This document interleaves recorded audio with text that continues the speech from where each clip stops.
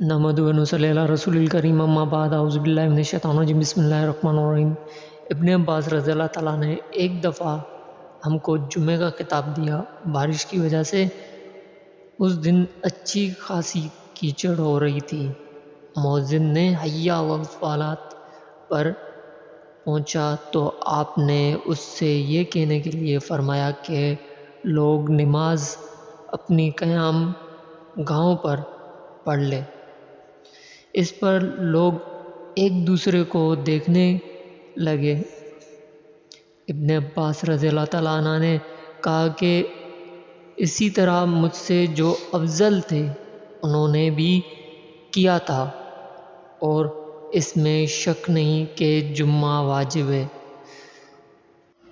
صحیح بخاری 616۔